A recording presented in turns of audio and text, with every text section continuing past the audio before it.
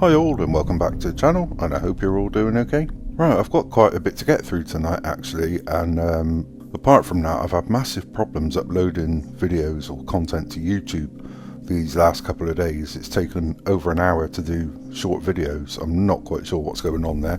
So first of all, I want to start off with Sky Sports commentator Natalie Pinkham, because she has suggested that people are overreacting to Kevin Magnussen's driving standards at the Miami Grand Prix. Magnussen picked up 6 separate time penalties across the weekend. Pinkham said, "I was surprised because I'm used to drivers coming in and saying, 'No, not my fault, mate.' And actually, for him to hold up his hands, I'm torn on this. I'm a big KMag fan. I think he's a great guy, and actually to hear him be so candid and honest was really quite refreshing." And then to hear Lewis's response also surprised me more as well. He went, "Fair play, I really respect his honesty.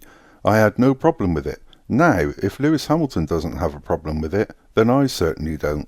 I don't make the rules. I quite enjoyed seeing them tough it out. I enjoyed it, if I'm honest." And to be honest, I should imagine Magnussen's penalties will probably stretch over the next 3 races if he doesn't manage to serve them all somehow. But then I want to move on to Helmut Marko, because he's warned their rivals that if they believe the team will be worse off without Adrian Newey, their views are misguided. But Marko is undeterred in his stance that Red Bull will continue to be a force without Newey. Marko wrote for Speedweek, "I have already said that he is an outstanding designer personality who has somehow lost his fire.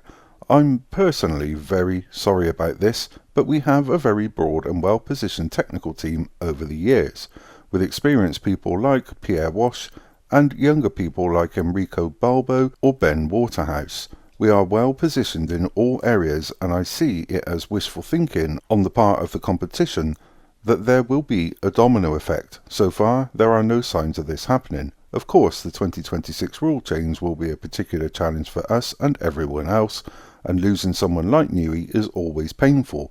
But you also have to remember that he was no longer with the company on a day-to-day basis. He was more the one who oversaw the whole thing." And I suppose most people would pick up on this, but that comment there about Newey losing his fire, and that doesn't make sense to me, because Newey's been with that team for nearly 20 years and everything was fine. It's only since all this trouble in the background between Marko, Jos Verstappen, Christian Horner and someone like that, it's only since then has Newey lost his fire, so to speak. So I don't know quite what Marko's getting at there, but I think he must know exactly what caused Adrian Newey to resign from Red Bull. Then I want to move on to Yuki Tsunoda, because he's opened up on his future plans and the possibility of driving for Aston Martin in the future. Tsunoda still has the support of Honda, who have wanted to place him at Aston Martin, but Tsunoda is aware that a vacant seat needs to be there in 2026. Tsunoda said, "Very happy to hear what they, Honda, said. I've been working with them since a very young age. I have been able to achieve what they wanted me to do, become a Formula 1 driver with Honda. Without their support, I wouldn't be here. We have a special relationship between us, and I love their people.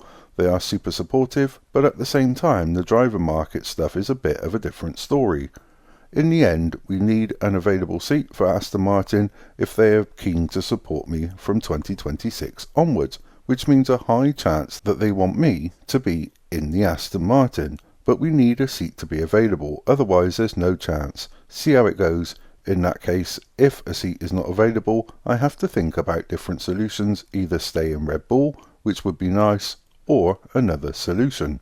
And I find that odd, because I'm sure Honda have already discussed this scenario with Aston Martin ahead of them supplying the power units from 2026, so not quite sure what to make from that, to be honest.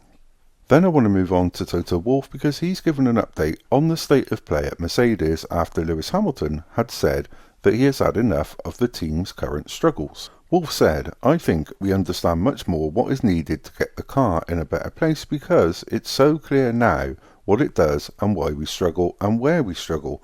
In Formula 1, you can accelerate development and produce the parts, and we're flat out. The design office is all in, the production operations are flat out. The rest has been doing a good job. All of the factories are really 6th gear in order to bring stuff to the car that we believe can be very helpful." And saying that, I noticed earlier on that Toto Wolff has confirmed that there is more upgrades coming for the W15 for Imola this weekend. So let's see how that goes, because talking of upgrades, Ferrari used their filming day last week to test out the update package they will be bringing to Imola this weekend. Ferrari used the filming day to evaluate the updates and to iron out any testing problems with what is believed to be a substantial upgrade package. Quite interesting that. The most obvious changes to the SF24 is the overbite side pod inlet, which follows in the footsteps of Red Bull, but creating more of a P-shaped inlet similar to that on the Alpine and Mercedes. The change from the underbite to an overbite changes the height of the side pods, providing more room for the airflow as it moves down and around the bodywork. The upside of the change is that the surfaces beyond that can also be optimised to improve flow to the rear of the car, and there's also some detail changes on the surface of the floor which suggests there's a lot of work going on under the SF24 too. The rear wing has also been altered. Ferrari have made some changes to both the tip section and the end plate cutout to increase the upper flaps wingspan, while also altering the tip vortex to improve the wing's aerodynamic efficiency. There was a little bit more on the upgrades on the SF24 for Imola, but it would have taken me probably 10 minutes just to discuss that. So, I mean, technically, with the amount of updates they're bringing in Imola, this is almost like a B-spec Ferrari. So, with the upgrades coming this weekend, certainly it's going to be interesting to watch Mercedes, Ferrari, and to see if McLaren can continue with their car in the way that it is. It's just, I think this really is going to be quite a fascinating weekend. I hope I'm right. I really do, because it could throw them all into the mix a little bit there, couldn't it? And just the thought of seeing 4 teams all fighting to be at the front of the grid and competitive, for me, is just too exciting. It really is. Hopefully you feel the same as well. But anyway, that's all I got for you this evening. And again, I really do want to say a massive big thank you to you for your comments, your likes and your shares. It really and truly does mean a lot to me. Thank you so much indeed for being here with me on my channel. It's not just for me, it's for all of us. Yeah, I like the discussion, I like the chat that we get from various different stories within Formula One, so that's the important bit for me. And of course, if you do like what I do, please consider pressing the like button, pressing the subscribe button, and also pressing the notification bell so you get those all important future warnings of my uploads, good or bad, that's for you to decide. But as always, until the next time, take care.